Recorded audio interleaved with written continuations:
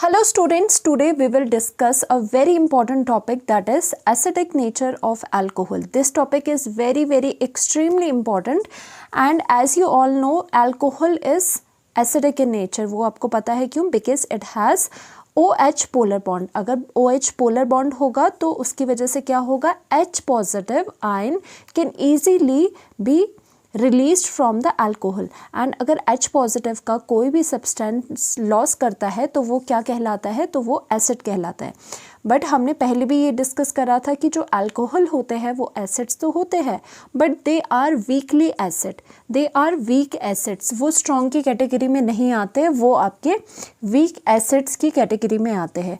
तो यहाँ पर हम देखते हैं सबसे पहली बात एसिडिक नेचर की बात करनी है तो लेट अस सी कि उसमें एसिडिक नेचर कैसे होता है, किस वजह से होता है। The acidic character of alcohol is due to the polar nature of OH bond in alcohol.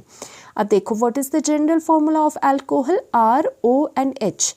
Here R is the alkyl जो कि हाइड्रोकार्बन चेन है and oxygen is directly attached to the hydrogen here. So what happens? Due to the electronegativity difference of oxygen and the hydrogen, यहाँ पर आपकी polarities generate हो जाएगी। अब polarities क्यों generate हो रही है? Because oxygen is more electronegative। तो ये जो shared pair of electron है यहाँ bond के, वो अपने पास खींच लेगा, अपनी तरफ को अट्रैक्ट करेगा। उसकी वजह से क्या होगा? यहाँ पर डेल्टा नेगेटिव चार्ज आएगा और यहाँ पर डेल्टा पॉजिटिव आएगा। तभी हम कह रहे हैं दैट इज़ वाई कि ये जो अल्कोहल में OH बॉन्ड होता है वो क्या होता है? पोलर। पोलर मीन्स जहाँ पर डाइपोल्स आपके बने हुए हो। तो हम कहते हैं कि जो एसिडिक नेचर है ऑब्वियस सी बात है कि जितना ज़्यादा ये खींचता रहेगा एक टाइम ऐसा आएगा कि यहाँ से ये H पॉजिटिव को निकाल देगा और आपको क्या मिलेगा?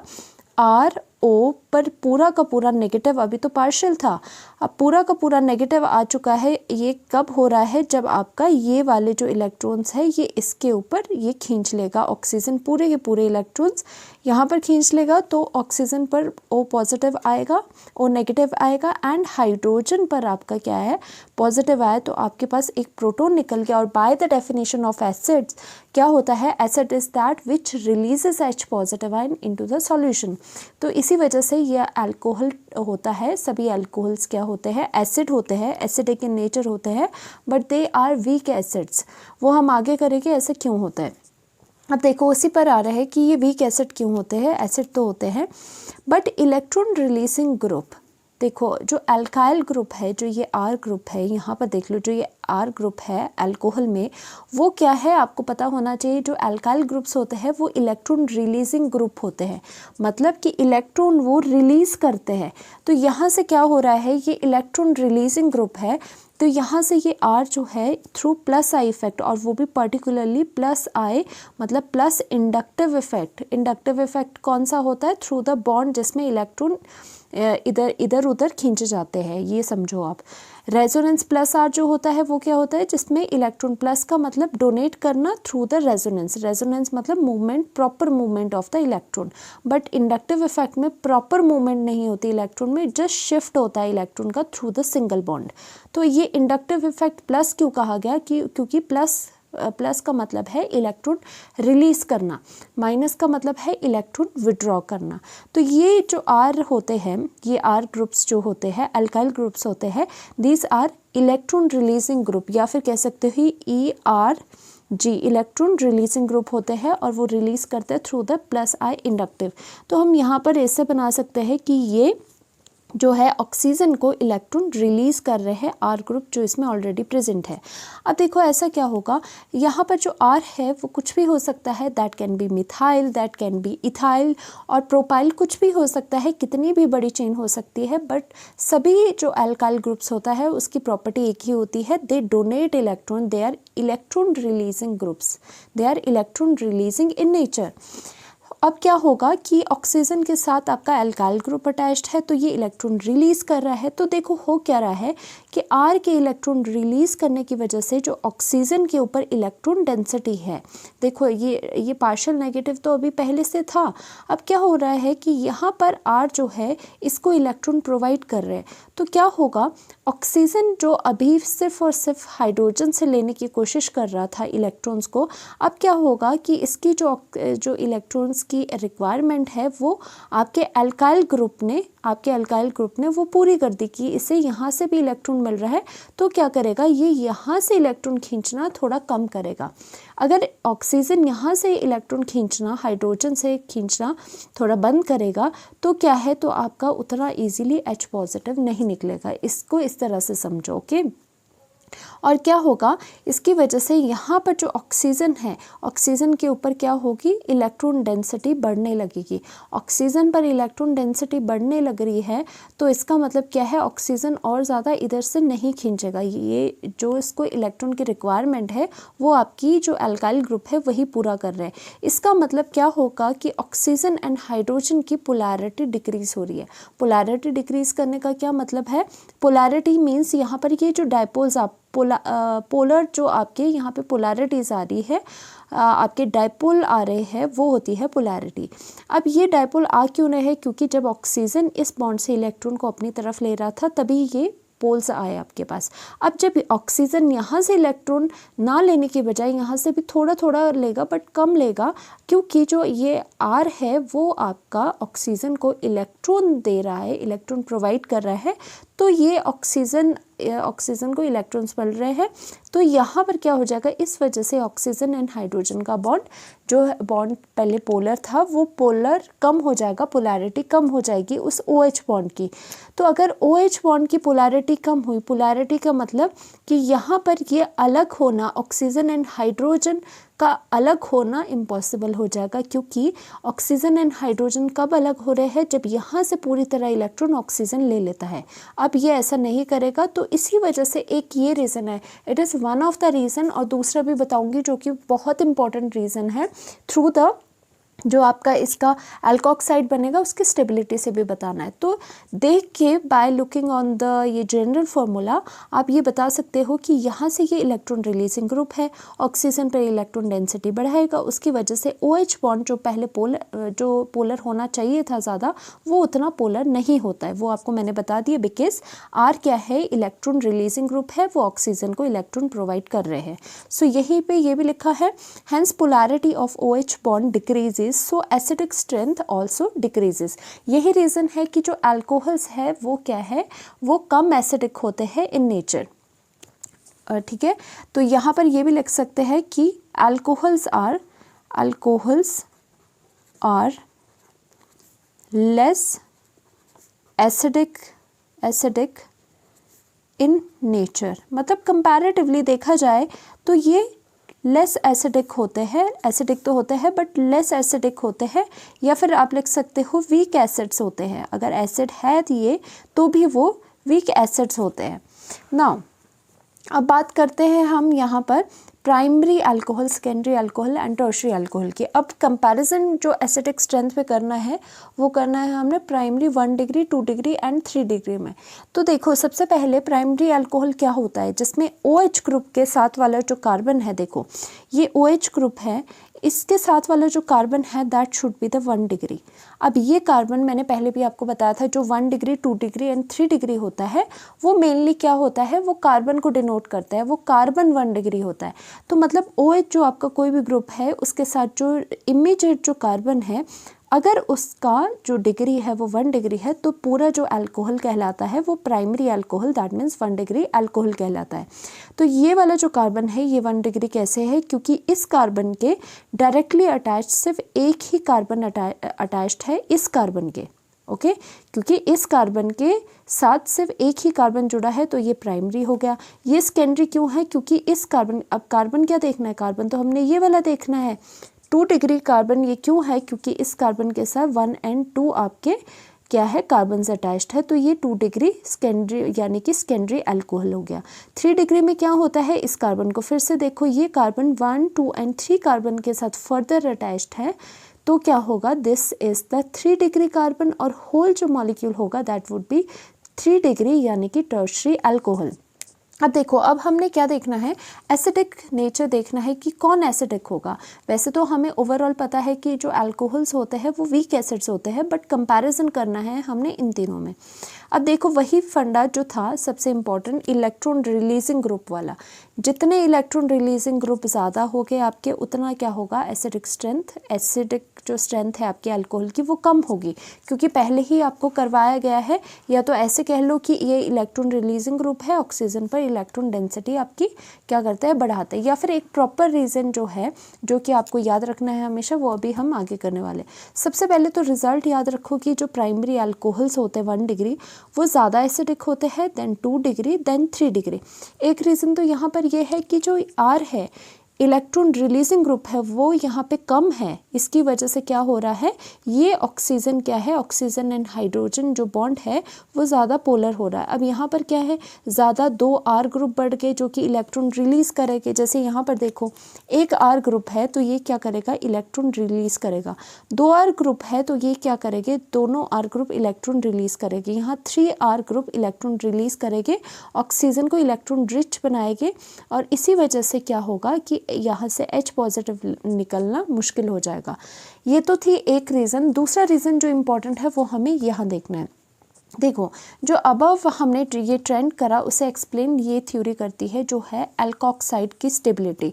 Alkoxide is very very important. अभी आपको फिनॉक्साइड भी आएगा, इसीलिए एल्कोक्साइड याद रखना है। एल्कोक्साइड होता क्या है, alkoxide is nothing but this, जो आपने अल्कोहल से हाइड्रोजन जब निकाला तो जो ये आयन बना, नेगेटिव आयन, इसी को कहते हैं एल्कोक्साइड आयन। देखो, एल्कोक्साइड आयन क्यों है, क्योंकि अल्काइल के साथ ऑक्सीजन है और नेगेटिव है। नेगेटिव के लिए हमेशा आइड लगाया जाता है, और ऑक्सीजन का ऑक्स हो गया, अल्काइल चेन है तो एल्क हो गया।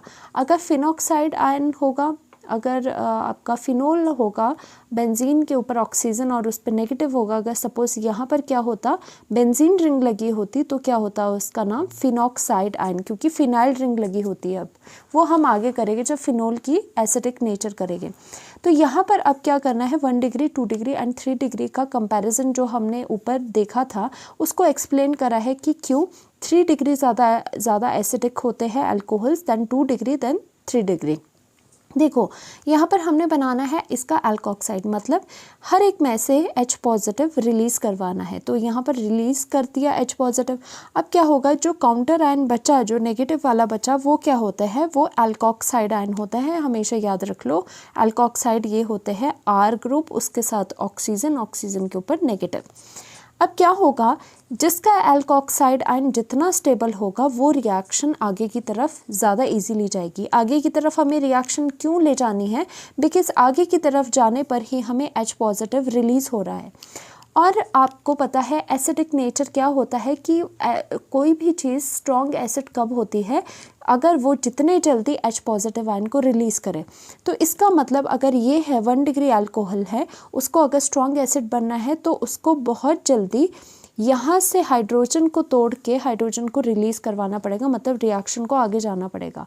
तो उसके होने के लिए क्या होना चाहिए, जो आपका ये अल्कोक्साइड आयन है साथ में पड़ा हुआ, वो आपका स्टेबल होना चाहिए। अगर ये स्टेबल नहीं हुआ तो क्या होता है, अगर ये सपोज स्टेबल नहीं हुआ तो ये जो अल्कोक्साइड आयन है ये दोबारा H पॉजिटिव को साथ लेके दोबारा से पीछे रिएक्शन में चला जाता है। तो इसी की वजह से क्या होता है कि H पॉजिटिव जब सॉल्यूशन में रहेगा नहीं तो एसिडिक स्ट्रेंथ भी उसकी होगी नहीं अच्छी। तभी हम अल्कोक्साइड आयन जो आपका ये वाला आयन है उसकी स्टेबिलिटी देखते हैं। तो 1 डिग्री का ये वाला बना, 2 डिग्री का एंड 3 डिग्री का ये बन गया। अब यहाँ पर देखो, आपको पता है R का क्या होता है नेचर, इलेक्ट्रॉन रिलीज़ करने का। यहाँ पर भी 2 R जो है वो इलेक्ट्रॉन को रिलीज़ करेंगे। हेयर ऑल्सो 3 जो R ग्रुप्स है, अल्काइल ग्रुप्स है, that will release the electron. अब क्या होगा, यहाँ पर ये रिलीज़ कर रहे हैं तो ऑब्वियसली यहाँ से यहाँ तक ये जाएगा रिलीज़ करके।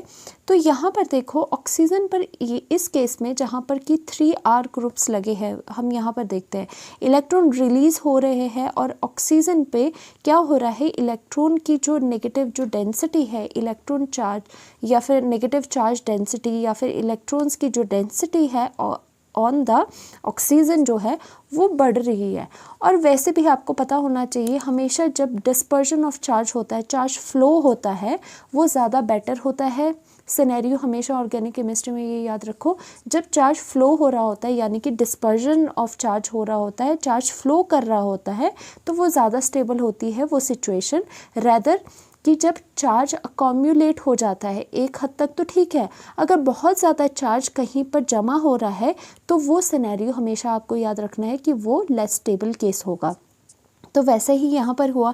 ओके, हम मानते हैं कि ऑक्सीजन के ऊपर नेगेटिव ठीक होता है, ऑक्सीजन को चाहिए होता है इलेक्ट्रॉन्स, तो बट एक्सेस में कि यहाँ पर 3 जो आपके इलेक्ट्रॉन रिलीजिंग ग्रुप है वो एक्सेस में इसे ऑक्सीजन पे इलेक्ट्रॉन जो चार्ज है, इलेक्ट्रॉन डेंसिटी है, चार्ज डेंसिटी है, वो ज़्यादा बढ़ा रहे, जिसकी वजह से हमेशा याद रखना इनस्टेबिलिटी आती है। स्टेबल नहीं होता है ऐसा कंपाउंड जहाँ पर क्या हो, अकोम्युलेशन ऑफ ज़्यादा चार्ज हो, नेगेटिव मतलब चार्ज डेंसिटी जहाँ पर बहुत ज़्यादा बढ़ जाए, वो सिनेरियो आपका स्टेबल नहीं होगा वो केस। तो इसी वजह से due to the 3R releasing groups oxygen के ऊपर क्या हो जाएगा, नेगेटिव डेंसिटी जो चार्ज डेंसिटी है वो ज़्यादा हो जाएगी, जिसकी वजह से ये वाला जो एल्कोक्साइड आयन है स्पेसिफिकली ये सबसे ज़्यादा अनस्टेबल हो जाएगा। ये सबसे ज़्यादा क्या होगा, सबसे ज़्यादा अनस्टेबल होगा। अब देखो, कोई भी चीज़ जो है वो अनस्टेबल की तरफ क्यों जाएगी। अब ये है रिएक्शन को हमें आगे को प्रोसीड करवाना था, बिकॉज आगे को प्रोसीड करेगी तभी H पॉजिटिव आपका निकलेगा, बट H पॉजिटिव को तो हमने निकाल दिया, पर जो साथ में चीज़ बन रही है वो भी तो स्टेबल बननी चाहिए, सो दैट वहाँ पे चुपचाप वो बैठी रहे। साथ में H पॉजिटिव हमारा मेन है निकालना, पर साथ में जो आपके इसका आयन बना है तो वो भी तो स्टेबल होना चाहिए, सो दैट वो चुपचाप बैठे, कोई रिएक्शन वगैरह ना करे इसके साथ, इसको तंग ना करे। तो ये एज इट इज़ नहीं रहा, क्योंकि ये क्या है, ये अनस्टेबल है, बिकॉज यहाँ पे अकोम्युलेशन ऑफ चार्ज हो रहा है, चार्ज डेंसिटी ज़्यादा हो रही है। उसी की वजह से 1 डिग्री अल्कोहल में क्या है, सिर्फ एक R है, वो उतना ज़्यादा अनस्टेबिलिटी ज़्यादा नहीं कर रहा है, इस ऑक्सीजन के ऊपर ज़्यादा चार्ज नहीं अकोम्युलेट कर रहा। तो in comparison to all this जो एल्कोक्साइड आयन है वो सबसे अनस्टेबल किसका है, 3 डिग्री का है, और इसी वजह से ये क्या होगा, ये फर्दर आगे को रिएक्शन नहीं देगा, जिसका अगर ये एल्कोक्साइड आयन स्टेबल नहीं होगा ऑब्वियसली वो आगे रिएक्शन क्यों देगा, इसका मतलब H पॉजिटिव बनना भी मुश्किल होगा। यही रीज़न है कि आपका 3 डिग्री जो अल्कोहल है वो क्या होता है, वो लेस एसिडिक होता है। आपने जब भी आपको आए 1 डिग्री 2 डिग्री 3 डिग्री में आपने ये बना देना है और बोलना है कि जैसे 3 डिग्री अल्कोहल है उसका अगर 3 डिग्री अल्कोक्साइड हम बनाएं, 3 डिग्री अल्कोहल का जो अल्कोक्साइड आयन होगा वो स्टेबल नहीं होगा due to the presence of 3 electron releasing group जो कि ऑक्सीजन पे नेगेटिव चार्ज डेंसिटी को बढ़ाएंगे, जो कि स्टेबल नहीं है। तो इसकी वजह से अगर ये स्टेबल नहीं है अल्कोक्साइड आयन तो आपका H पॉजिटिव भी रिलीज नहीं होगा। In case of 3 degree alkoxide, ये वाली चीज़ 3 डिग्री अल्कोक्साइड का मतलब अल्कोक्साइड आयन जो है वो 3 डिग्री वाला, यानी कि ये है negative charge density on oxygen increases, जो हमने बात करी, making it less stable, so H positive removal in this case is difficult. और वैसे ही इसी वजह से क्या है, 1 डिग्री अल्कोहल ज़्यादा एसिडिक है, यानी कि H पॉजिटिव ज़्यादा ईजिली निकलेगा, क्योंकि जो ये अल्कोक्साइड है ये कंपैरेटिवली स्टेबल है। फिर उसके बाद थोड़ा कम ये होगा और सबसे कम ये होगा। आपका यही रीज़न है stability of the alkoxide ion, बाकी आपका कुछ नहीं है इसमें। तो यहाँ से अभी पता चला आपको 1 डिग्री 2 डिग्री 3 डिग्री में कौन कौन से आपके ज़्यादा एसिडिक है। Now we will talk about the most important topic जो कि है हमारा कि water is strong acid than alcohol. This is very very important और पूरा का पूरा लेक्चर ही बहुत important है। इस लेक्चर को लास्ट तक आप देखोगे, क्योंकि लास्ट में मैंने इसमें समरी बताई हुई है जो कि बहुत ही ये जो आपको बताया जा रहा है उसको वो सम अप कर देगी, तो लास्ट तक बने रहे।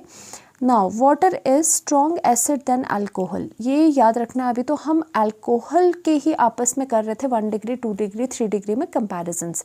नाउ क्या होता है कि जो वाटर है, आपको वैसे आपको वाटर तो ऐसे लग रहा होगा कि एसिडिक नहीं होगा, बट हमने ये देखा है कि एसिडिक जो है वो स्ट्रॉन्ग एसिड होता है as compare to the alcohol. और इसमें भी एक और ट्विस्ट है, एक एक्सेप्शन है कि वैसे तो जो वाटर है वो स्ट्रॉन्ग एसिड होगा अल्कोहल से, सिर्फ एक अल्कोहल होगा जो कि है बेसिक वाला आपका मिथेनॉल CH3OH, उससे ज़्यादा स्ट्रॉन्ग नहीं होगा ये। ओके, इसका मतलब आपको ये याद रखना है। और ये वाला जो है इसका जो रीज़न है वो कॉम्प्लिकेटेड है, आपको जस्ट ये याद रखना है। आपको जो थ्योरेटिकल डाटा वगैरह देखा गया है उसके अकॉर्डिंग क्या है कि जो मिथेनॉल है, this is the methanol, methanol ज़्यादा एसिडिक होता है। और ये देखो ये क्या ऑर्डर लिखा है, एसिडिक स्ट्रेंथ का ऑर्डर लिखा गया है कि जो आपका मिथेनॉल है वो ज़्यादा एसिडिक होगा देन वाटर। फिर उसके बाद जो भी अल्कोहल्स हो गए 1 डिग्री 2 डिग्री 3 डिग्री के, क्योंकि आपको पता है मिथेनॉल क्या होता है, 0 डिग्री होती है मिथेनॉल की, तो क्योंकि 1 डिग्री तो आपकी कहाँ से स्टार्ट होती है, इथेनॉल से स्टार्ट होती है। तो देखो जो मिथेनॉल है हमेशा आपको याद रखना है, ये बिल्कुल याद रख लो एसिडिक स्ट्रेंथ में कि आपका जो मिथेनॉल है वो ज़्यादा एसिडिक है। फिर उसके बाद वाटर आ गया, फिर अल्कोहल्स, बाकी बचे अल्कोहल्स आ गए और उनमें भी 1 डिग्री ज़्यादा होता है, फिर 2 डिग्री आता है, फिर 3 डिग्री अल्कोहल आता है। बस आपको ये लर्न कर लो, पूरा सम अप हो जाएगा। अब ये तो आपने लर्न कर लिया जो रिजल्ट था। अब चलते हैं हम कि ऐसा क्यों हुआ, why alcohol is weak acid than water, कि वाटर जो था उससे भी अल्कोहल इतना वीक क्यों चला गया। देखो इसके लिए क्या करना है, हमने स्टेबिलिटी ऑफ कॉन्जुगेट बेस को इसकी स्टडी करना है। कॉन्जुगेट बेस का मतलब क्या होता है, देखो सबसे पहले तो कॉन्जुगेट एसिड बेस आपको पता होना चाहिए। जो क्या है कि अगर आप देखो यहाँ पर आपने हाइड्रोजन निकाला, H पॉजिटिव निकाल दिया, यहाँ पर भी आपने क्या करा, H पॉजिटिव यहाँ से निकाल दिया, और जो बचा आपके पास वो क्या होगा, इसका कॉन्जुगेट बेस। क्योंकि जो एसिड होता है, अगर ये एसिड है, देखो कॉन्जुगेट एसिड बेस थ्योरी कैसे काम करती है, अगर ये सपोज एसिड है उसमें से अगर आपने, ऑब्वियसली आपको पता है एसिड का काम क्या होता है, H पॉजिटिव को निकालना, तो यहाँ पर जो चीज़ आपकी बचेगी, ऑब्वियसली यहाँ पे भी तो कोई आयन बचेगा जो नेगेटिव होगा, तो जो ये नेगेटिव आयन होगा वो होगा कॉन्जुगेट बेस। एसिड है तो उसका उल्टा कॉन्जुगेट बेस लगाओ, ये बात होती है। अगर यहाँ पर बेस है, आपका बेस है, तो उसके बाद क्या होगा, बेस का क्या होता है, बेस का उल्टा क्या होता है, कॉन्जुगेट एसिड होता है। ओके, कॉन्जुगेट एसिड होता है। और ये कैसे बनता है, जब बेस आपका H पॉजिटिव एक्सेप्ट करता है। तो आपको ये कॉन्जुगेट एसिड बेस पेयर पता होने चाहिए। अगर कोई एसिड है उसमें से H पॉजिटिव को निकाल दोगे, जो काउंटर आयन बचेगा वो होगा कॉन्जुगेट बेस। अगर बेस में आपको H पॉजिटिव दे दोगे तो जो बनेगा वो होगा कॉन्जुगेट एसिड।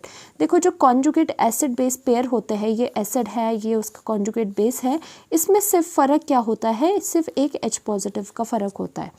देखो एसिड था, एसिड से आपको कॉन्जुगेट बेस में जाना है तो आपको एक H पॉजिटिव निकालना पड़ा, क्योंकि एसिड क्या होते हैं, जो H पॉजिटिव लूज़ करते हैं, बेस क्या होते हैं, जो H पॉजिटिव गेन करते हैं। अकॉर्डिंग टू द ब्रॉन्स्टेड जो एसिड बेस थ्योरी थी उसके अकॉर्डिंग क्या होता है, जो एसिड होते हैं वो H पॉजिटिव को लूज़ करते हैं, ये भी आप सीख लो। और जो बेस होते हैं वो क्या करते हैं, H पॉजिटिव को एक्सेप्ट करते हैं, ये बताया था किसने, ब्रॉन्स्टेड ने।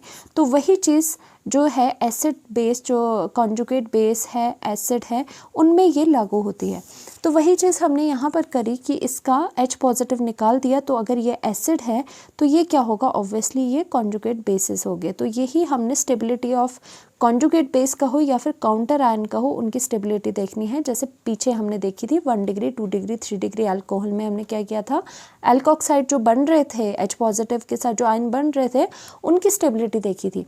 तो अभी तक आपको इतना तो पता चल गया होगा कि हम अगर इनको हमने एसिडिक नेचर इन दोनों का देखना है तो हम क्या देखेंगे, जो ये कॉन्जुगेट बेस है या फिर कह लो जो काउंटर आयन है, तो इसकी हमने क्या देखनी है, इनकी स्टेबिलिटी देखनी है। और आप ये वर्ड यूज़ करोगे कॉन्जुगेट बेस, मतलब आपको बोलना है कि कॉन्जुगेट बेस की आपने स्टेबिलिटी देखनी है।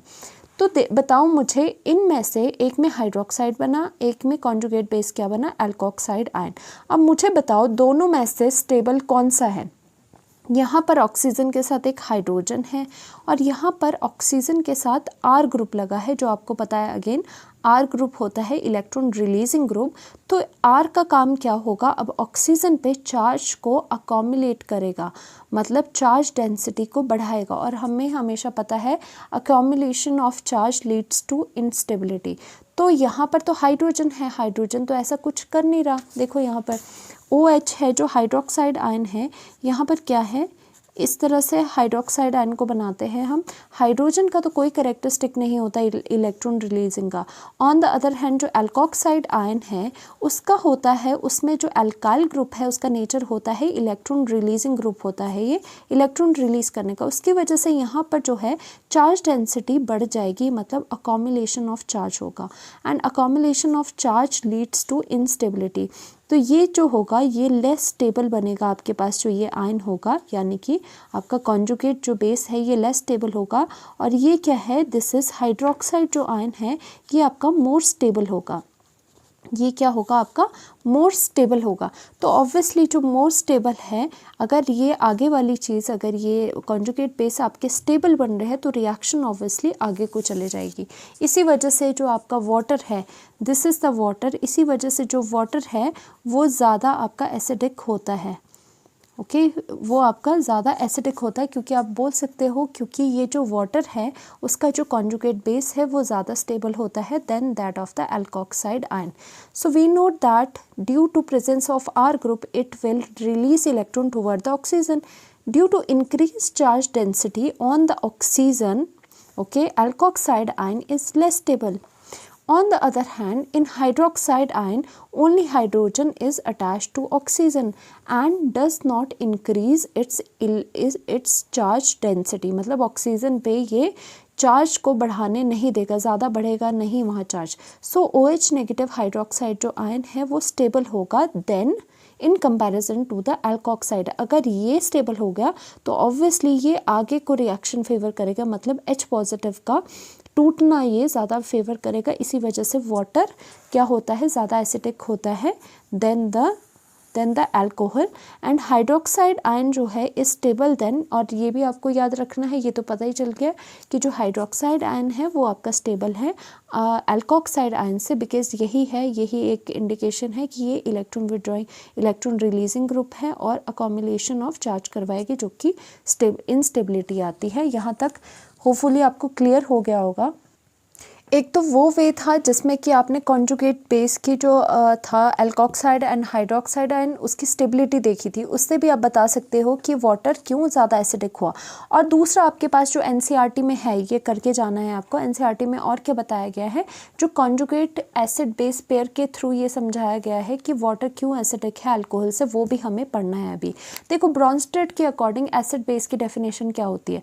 जो ब्रॉन्स्टेड लॉरी था उसने जो एसिड बेस की डेफिनेशन दी वो दोनों in terms of H positive दी थी। एक में एसिड में बताया कि एसिड डोनेट करता है प्रोटॉन को, एंड बेस क्या होते हैं जो एक्सेप्ट करते हैं H पॉजिटिव को। ओके तो हमने क्या किया है यहाँ पर इलिस्ट्रेट करा, ये आपका एनसीईआरटी में भी है, एनसीईआरटी में है इसलिए करके जाना है आपको। तो यहाँ पर वाटर और जो एल्कोक्साइड थी उसमें रिएक्शन करी गई। ओके रिएक्शन करेगी, आपको पता है RO negative, this is the alkoxide. तो ये क्या होता है, ये बेस होता है, क्योंकि बेस क्या होता है जिनमें ज़्यादा चार्ज होता है, जिनमें क्या हो चार्ज डेंसिटी ज़्यादा हो वो बेस होते हैं। और एसिड क्या होता है देखा जाए तो वो इलेक्ट्रॉन डेफिशिएंट जैसे होते हैं। एंड वाटर क्या है यहाँ पर, वाटर हमारा यहाँ पे ये एसिड है। अब क्या हुआ, जब इसकी रिएक्शन हुई, जब इन दोनों की रिएक्शन हुई तो हमने क्या देखा कि ये H पॉजिटिव गेन करा तो ये बेस बना, इसने H पॉजिटिव दिया और ये एसिड बना। तो देखो यहाँ से H पॉजिटिव निकला और यहाँ पे क्या है, ये बेस बना, तो मतलब ये बेस था तो इसने H पॉजिटिव एक्सेप्ट करा, ये एसिड था तो इसने H पॉजिटिव क्या है लीव करा, डोनेट करा। तो इसकी वजह से क्या क्या बना है, एक तो RO के साथ H लग गया और दूसरा यहाँ पे OH नेगेटिव रह गया। अब मुझे बताओ कौन सा एसिड, कौन सा कॉन्जुगेट एसिड होगा, कौन सा कॉन्जुगेट बेस होगा। तो अब सबसे पहले इसको पकड़ते हैं, दिस इज़ द एसिड, क्योंकि इसने क्या किया है H पॉजिटिव इसने दिया है। तो यहाँ से यहाँ जो H पॉजिटिव इसने दिया है तो ये एसिड है, तो एसिड का इसने H पॉजिटिव दिया और ये यहाँ पे जाके लगा, तो ऑब्वियसली ये जो है जहाँ पर वो जाके लगा तो वो क्या कहलाएगा, उसका कॉन्जुगेट बेस, सॉरी जितनी चीज़ बच गई वो कहलाएगी कॉन्जुगेट बेस। यहाँ से H पॉजिटिव इसने लूज़ कर दिया, बाकी जो चीज़ बची वो क्या बची थी, हाइड्रोक्साइड आयन। तो जब एसिड होगा H पॉजिटिव लूज़ करने के बाद जो बचा हुई चीज़ होती है वो क्या होती है, उसका कॉन्जुगेट बेस। उल्टा करना है, एसिड है तो उसका क्या होगा, कॉन्जुगेट बेस। और यहाँ पर क्या हुआ, RO नेगेटिव ने H पॉजिटिव को एक्सेप्ट करा, उसके बाद जो ये बना वो क्या कहलाएगा, बेस का कॉन्जुगेट एसिड। तो इसके इस तरह से कॉन्जुगेट एसिड पेयर दिखे हमें। तो अबव से हमने ये क्या देखा, हमने ये देखा कि water is a better H positive donor than the alcohol, क्योंकि यहाँ पर आप देख रहे हो कि जो ये एसिड है वो H पॉजिटिव ईजीली डोनेट कर रहा है। तो हमने ये देखा कि वाटर इज़ बेटर, मतलब यहाँ से ये बोलने का क्या मतलब है कि एसिड बेस के जो कॉन्जुगेट एसिड बेस पेयर है उससे भी आपने ये चीज़ क्या करी, ये चीज़ वेरीफाई करी कि एसिड जो वाटर है वो ज़्यादा अच्छा एसिड है, क्योंकि रिएक्शन क्या कर रही है, रिएक्शन फॉरवर्ड को जा रही है। तो यहाँ पर क्या होगा कि H पॉजिटिव इसने दिया और इसीलिए ये क्या हुआ, स्ट्रॉन्ग एसिड हुआ देन द आपका अल्कोहल। और so water is strong acid, अगर वाटर यहाँ पे ये स्ट्रॉन्ग है, इसके बाद हमें पता चला this is the strong acid, क्योंकि क्यों हुआ ऐसा, क्योंकि ये H पॉजिटिव ईजिली दे रहा है और फॉरवर्ड रिएक्शन जा रही है। और अगर इसने भी ईजिली H पॉजिटिव को एक्सेप्ट कर लिया है तो ऑब्वियसली ये भी क्या है, एक स्ट्रॉन्ग बेस है। तो दोनों ही ये स्ट्रॉन्ग है। यहाँ से तो इतना पता चल गया हमें, क्योंकि ये इजीली रिएक्शन होगी, H पॉजिटिव इसने दिया और इसने लिया और फॉरवर्ड रिएक्शन जा चुकी है। इसका मतलब एसिड का हमें पता चल गया कि ये एसिड जो है, मतलब ये वाटर है, ये स्ट्रॉन्ग एसिड है। तो water is a strong acid than किससे, जो भी आप देख रहे थे, than in comparison to the alcohol. तो हमने देखा वाटर स्ट्रॉन्ग एसिड है, तो एसिड का जो कॉन्जुगेट वाला होता है, कॉन्जुगेट बेस होता है, जो बचा हुआ पार्ट, वो क्या होगा, जो बेस है आपका OH नेगेटिव, वो क्या होगा, वीक बेस होगा। ये देखो, ये बहुत इंपॉर्टेंट है, अगर आपको नहीं पता, +1 में पढ़ाई जाती है ये चीज़ कि सपोज करा है कि अगर स्ट्रॉन्ग आपका एसिड है तो आपका जो उसका ऑब्वियसली जो एसिड है उसका क्या होता है, कॉन्जुगेट बेस होता है, जो बेस होता है उसका क्या होता है, कॉन्जुगेट एसिड होता है। जो स्ट्रॉन्ग एसिड होगा अगर सपोज, तो उसका आपको क्या मिलेगा, हमेशा उसका कॉन्जुगेट बेस हमेशा वीक होगा एंड वाइस वर्सा। अगर आपका कॉन्जुगेट बेस सपोज आपका स्ट्रॉन्ग हुआ तो ये क्या हो जाएगा, ये आपका जो एसिड है वो आपका वीक हो जाएगा। तो मतलब जो आपके कॉन्जुगेट एसिड, हम लिख सकते हैं acid inversely proportional to conjugate base, मतलब स्ट्रेंथ में, और जो बेस होगा वो भी आपका क्या हो जाएगा, inversely proportional to conjugate acid, किसमें, in strength wise, in strength, मतलब कोई भी आपको स्ट्रेंथ देखनी है अगर, तो देखो अगर वीक बेस है आपका, बेस आपका वीक है, तो इसका कॉन्जुगेट जो एसिड है, बेस आपका वीक है, कॉन्जुगेट एसिड क्या होगा, स्ट्रॉन्ग हो जाएगा। ये बात आपको हमेशा याद रखनी है। तो अगर यहाँ से आपने ये पता लगा दिया कि जो एसिड है वो आपकी स्ट्रॉन्ग है, तो आपका जो कॉन्जुगेट बेस है वो क्या हो जाएगा, वो आपका वीक हो जाएगा। तो यहाँ से पता चला कि ये एसिड, देखो यहाँ पे जो वाटर है वो स्ट्रॉन्ग है, तो उसका जो कॉन्जुगेट बेस है वो देखा आपने, वो वीक होगा। ओके और जो आपका ये बेस स्ट्रॉन्ग है तो उसका जो कॉन्जुगेट एसिड है वो क्या होगा, वो आपका यहाँ पर वीक हो जाएगा। इसी तरह से आपने ये चीज़ें देखी और ये चीज़ें वेरीफाई भी हो गई कि जो आपका वाटर है वो क्या होता है, वो स्ट्रॉन्ग होता है देन द अल्कोहल, जो यहाँ पे वीक लिखा है। और यहाँ पर देखो एल्कोक्साइड आयन जो है is better H positive accepted than OH negative. ये है, ये H पॉजिटिव को इसने बहुत इजीली एक्सेप्ट करा, तो ये क्या हुआ, एल्कोक्साइड आपका बेटर बेस हुआ। इसका मतलब alkoxide ion is stronger base than OH negative. तो यहाँ पर इसका मतलब एक और इम्पॉर्टेंट चीज़ हमें पता चल चुकी है कि alkoxide ion and OH negative ion में बेसिसिटी का कंपैरिजन, मतलब बेसिक नेचर का कंपैरिजन, कि एल्कोक्साइड आयन हमेशा आपके क्या होते हैं, स्ट्रॉन्ग बेस होते हैं देन द OH नेगेटिव, क्योंकि उसका कॉन्जुगेट जो एसिड है, और वैसे भी उसका जो कॉन्जुगेट एसिड होगा अगर ये स्ट्रॉन्ग होगा तो कॉन्जुगेट एसिड जो होगा, जो अल्कोहल है, वो वीक होगा।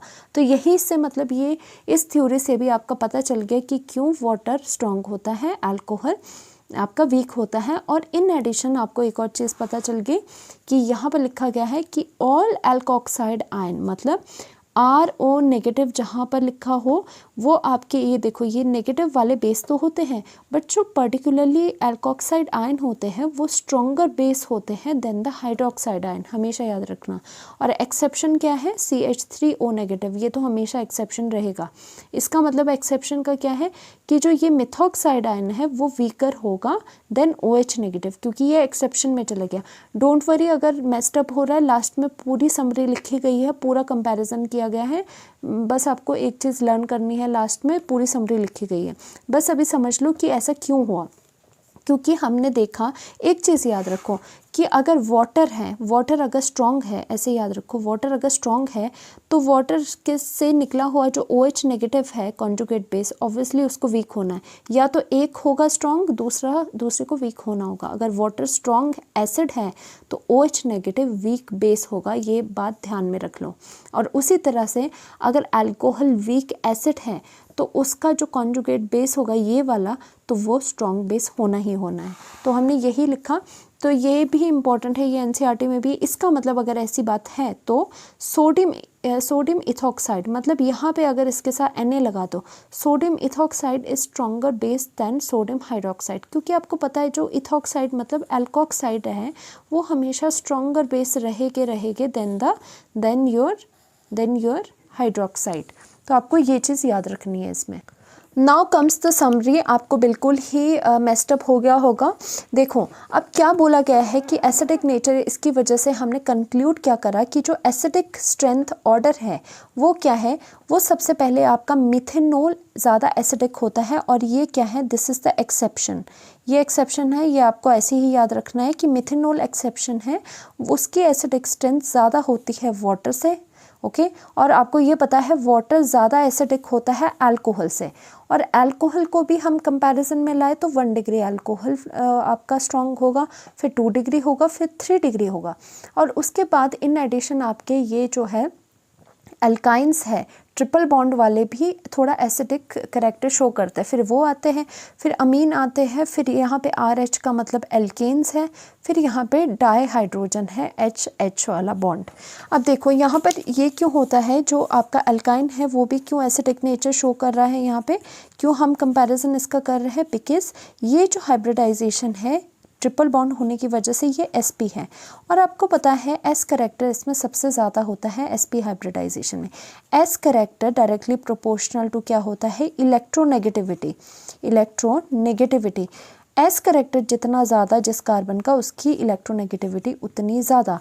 तो इस कार्बन का यहाँ पर S करेक्टर ज़्यादा है because of the sp hybridization, तो यहाँ पर इसकी इलेक्ट्रोनेगेटिविटी ज़्यादा है, तो ये शेयर्ड पेयर ऑफ इलेक्ट्रॉन अपनी तरफ लेगा, यहाँ पर ये क्या होगा, पोलर होना शुरू हो जाएगा, और ये क्या होगा, H पॉजिटिव को दे देगा, और यहाँ पर क्या बनेगा, यहाँ पर देखो ये H पॉजिटिव को यहाँ से निकाल देगा और ये सारे इलेक्ट्रॉन अपने पास ले लेगा, तो आपके पास क्या बनेगा, ट्रिपल बॉन्ड C पर नेगेटिव। तो अगर ये आप एसिड की तरह मानते हो इसको, तो H पॉजिटिव निकलने पे बताओ ये क्या बना, this will be conjugate base. तो यही चीज़ है कि इसकी हमने इसमें लाया है। तो अब ये एसिडिक स्ट्रेंथ तो आपको याद होगी, मेन इंपॉर्टेंट तो ये है एक्सेप्शनल मिथेनॉल, फिर उसके बाद वाटर, देन उसके बाद जो पूरे बच्चे जितने भी अल्कोहल्स है उसका ये, उसके बाद जो अल्काइन हो गया, फिर अमीन्स हो गया, अमोनिया पर्टिकुलरली, और उसके बाद आपके जो एल्केन्स हो गए, देन द H2। देखो एसिडिक स्ट्रेंथ अगर हम इसका ऑर्डर कर रहे हैं तो बेसिक स्ट्रेंथ भी हम देख लेते हैं, बेसिक स्ट्रेंथ का ऑर्डर। अब देखो बेसिक स्ट्रेंथ ऑर्डर किसका देखेंगे, इट्स कॉन्जुगेट बेसिस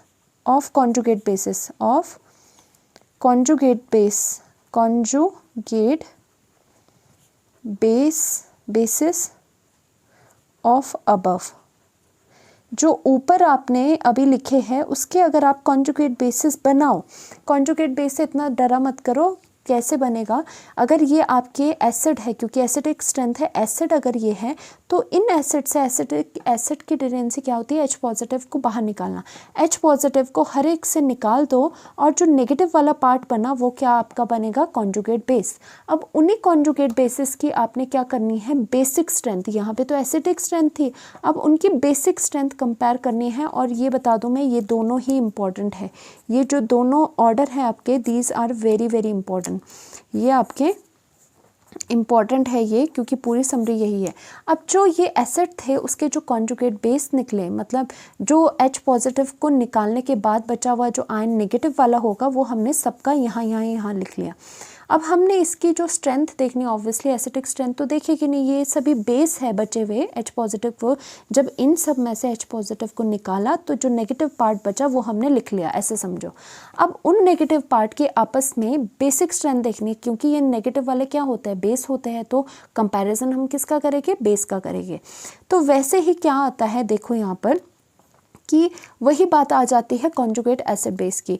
अगर ये हम बोल रहे हैं दिस इज़ द एसिड, अगर ये एसिड स्ट्रॉन्ग है तो ऑब्वियसली उसका conjugate base should have to be क्या होगा, वीक।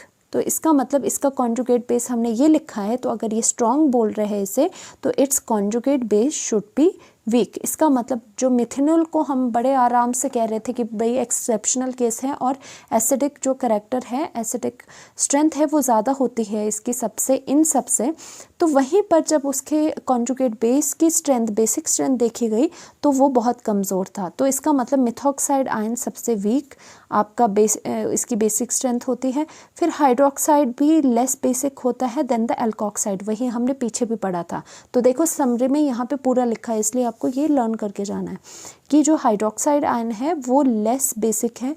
फिर आपका एल्कोक्साइड आयन होता है, और एल्कोक्साइड में भी अगर 1 डिग्री 2 डिग्री की जैसे बात करें तो 1 डिग्री अल्कोहल से निकला हुआ जो 1 डिग्री एल्कोक्साइड आयन होगा ऐसा, वो ज़्यादा होगा। फिर उसके बाद ये ज़्यादा होगा, फिर 3 डिग्री वाला और ज़्यादा होगा। वैसे भी आपको पता है 3 डिग्री वाला क्यों ज़्यादा हो रहा है, क्योंकि ये R ग्रुप अब क्या करेंगे, इलेक्ट्रॉन डेंसिटी देंगे। अब यहाँ पे हमें कोई स्टेबिलिटी नहीं देखनी है, क्योंकि यहाँ पे पूछा क्या गया है, पहले वो देखा करो कि पूछा क्या गया है। पूछा गया है बेसिक स्ट्रेंथ। देखो बेस कौन सा सबसे अच्छा होता है, जिसके पास इलेक्ट्रॉन जितने ज़्यादा होते हैं, बेस की ये खास बात होती है।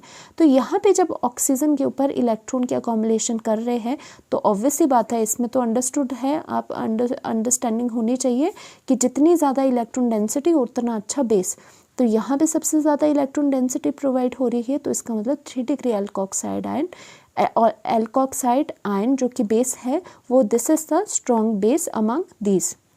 और वैसे भी इन जनरल जो हाइड्रोक्साइड है वो लेस बेसिक है देन द एल्कोक्साइड, और वही रीज़न है क्योंकि उसके पास एक R प्रेजेंट होता है, इलेक्ट्रॉन को बढ़ाता है। और बेसिक स्ट्रेंथ में हमें वही चाहिए कि कितना ज़्यादा इलेक्ट्रॉन है उसके पास।